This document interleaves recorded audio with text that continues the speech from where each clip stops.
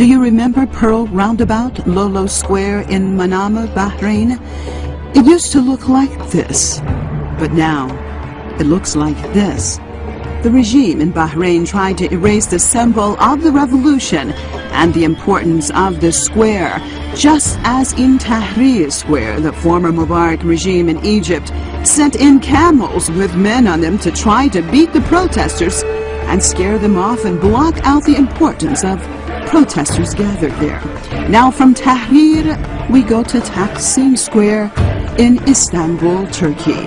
The Turkish government has decided that the most well-known square in the country, along with Gezi Park, should be made into a shopping center. Why would Ankara decide to destroy this historic area? And why now? Is a shopping center that important? Or is there another reason for the decision? Could it be that perhaps the government in Ankara is making a similar decision like that which was made in Manama? Removing symbols are very significant. Taksim Square is the center of resistance and demonstrations. Otherwise, why would a government erase historical symbols unless it is trying to hide something or stop something? In Manama, the government destroyed Lolo Square because they thought it could stop the revolution in progress by destroying the place that people would gather for demonstrations. Though Manama destroyed the symbol, the revolution continues. And in Turkey, from the decision made by the government to destroy this historic area has come the outcry of the Turkish people. From the plan to cut down the trees of Gezi Park and transform this area, Ankara is witnessing the transformation of its people from keeping quiet to rising up. Demonstrations broke out in Istanbul and has spread throughout the country. There are no longer demonstrations protesting just the destruction of a historic area. There are protests against the destruction of the direction that the Turkish people want their government to go in. The government has responded harshly with tear gas, water cannons, and arrests. Many people have been injured, and at least one person, according to latest reports, has been killed. The Turkish people are fed up with a government they see as more and more going in a different direction than what its people want. The Turkish people did not want its nation to get involved in the Syrian situation, but the government did. The Turkish people kept saying that they had no problems with its neighbors and that ultimately by being involved it could affect Turkey itself. But the government of Tayyip Recep Erdogan continued to have a deaf ear towards its people and continued working with the Americans and the Saudis and others to overthrow the government in Damascus. The Turkish government approached the Syrian situation as if there was sheer hatred for the Syrians. Even recently, a new bridge was built in Istanbul and named Yavuz Sultan Selim.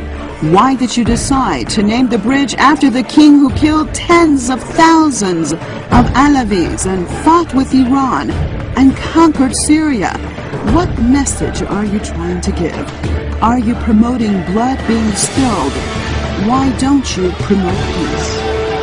Why have you chosen a path of confrontation and hatred?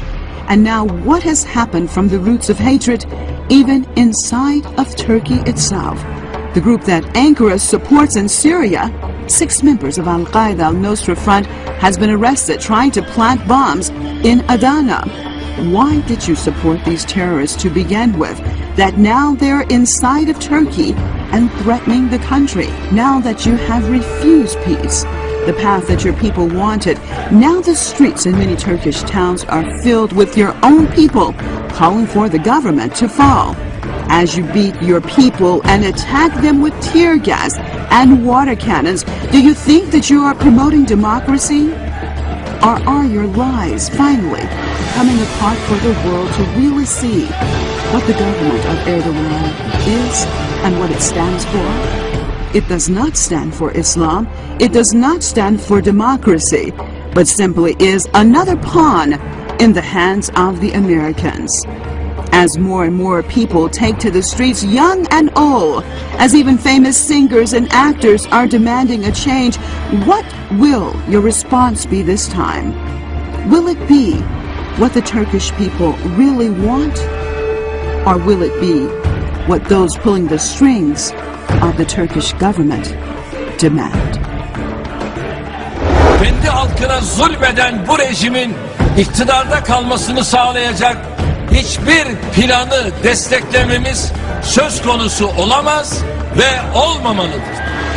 Kendi halkına zulmeden bu rejimin iktidarda kalmasını sağlayacak hiçbir planı desteklememiz söz konusu olamaz ve olmamalıdır. Ve halkın sesini halen baskı ve şiddetle susturmaya çalıştığını görüyoruz.